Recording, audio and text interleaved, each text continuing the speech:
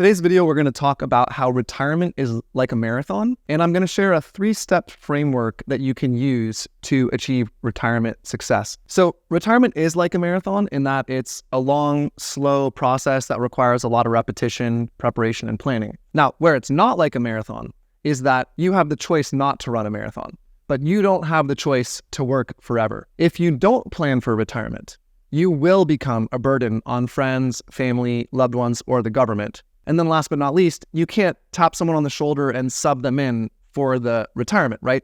If you choose not to do a marathon, you can give your ticket or your spot away to a friend. Life is not so forgiving when it comes to retirement. Welcome back to the channel. It's great to see you again. And if you're new here, welcome to the channel. Please, if you could take a moment and like this video and subscribe to the channel, we'd most appreciative. It'll make sure YouTube serves you other great videos just like this. And with that, we'll jump back to the video. In this video today, we're going to be doing some educating by using marathon training as an analogy for how to successfully prepare for and succeed in retirement.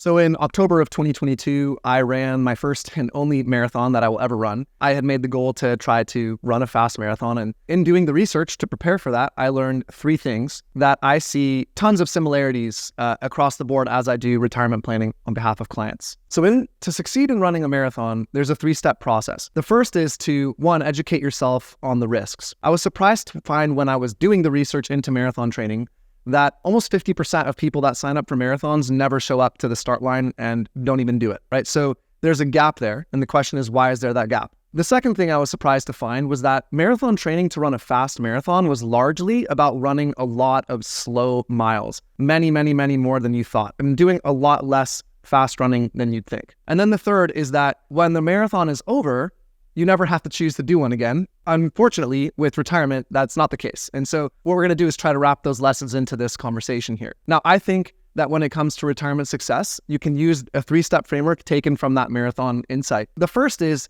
that before you do any action, you have to assess your abilities currently. So before you run a marathon, you have to test how far can you run and how fast can you run without getting hurt, so that you can then build a training program built upon your body's current level of ability. And retirement is the same. So the first step you need to do when you're planning for retirement is you need some kind of a diagnostic test, an assessment that tells you where you are, and if you change nothing, where you're likely to end up. The second step you need is an education of the risks involved. So when I did the research into why people don't show up to the marathon and why people don't finish, now shockingly, the number is staggeringly high. It might be in the 70% range of number of people who don't show up, plus the number of people who start but don't finish. And the reason is because people get injured along the way because of the volume or the amount of training they have to do. And then they just either drop out or show up on race day and get injured and get cramps and just stop at mile 10 or mile 15. Again, in retirement, you don't have the luxury of a medical crew on the side of the road who can kind of cart you off and say, hey, it's all going to be okay. Retirement comes with a set of permanent decisions. So the second step you really need is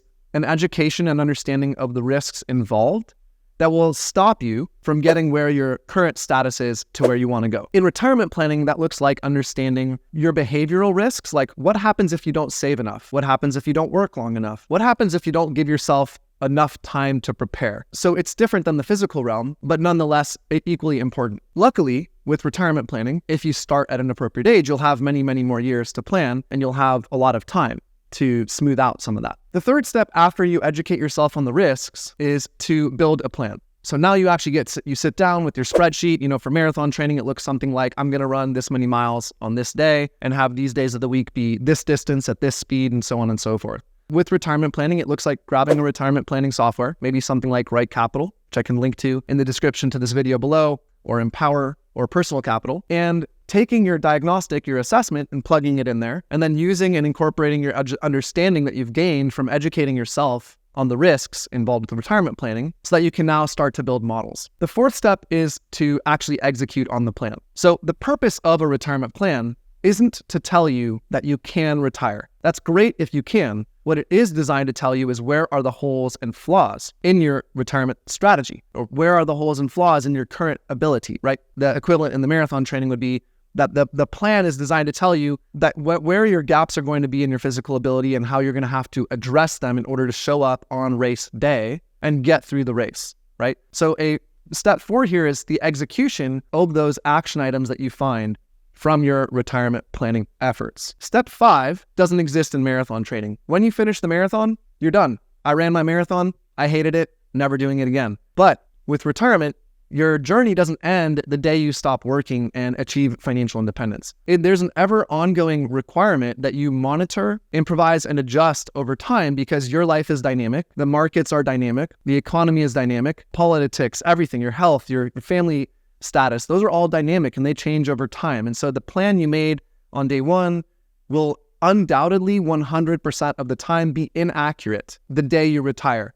And the job of good retirement planning, or the purpose of good retirement planning, is to monitor, take the new data and input it into the plan, have that output new actions or slight pivots or adjustments to the set of actions you're taking, and implementing those so that you can stay on track over time. So good retirement planning requires all 5 of those steps. They are not rocket science, luckily. There's something you can really do on your own if you so desire. And you can do that through watching videos like those on my channel or other YouTube channels. You can also read guides. You can get consultations with individual planners. So hopefully this video was helpful. Retirement is a marathon. It's long, slow, requires a lot of preparation, but the marathon doesn't end the day you retire. It just continues and continues and continues. So understanding that framework will help you not be surprised at the level of ongoing responsibility you will have, because it's your life and your money. And so taking ownership of that as early as possible, building the muscles to help you have the bandwidth to maintain your retirement strategy over time is very important. Thank you for your time and attention watching this video. I hope you found it helpful. You can watch a bunch of other videos on our channel about how to understand when you can retire. That video is titled, How Much Money Do You Need to Retire? You can watch videos about investment risk and behavioral decisions. They're all on my channel. You can also go to my website at www.thepeakfp.com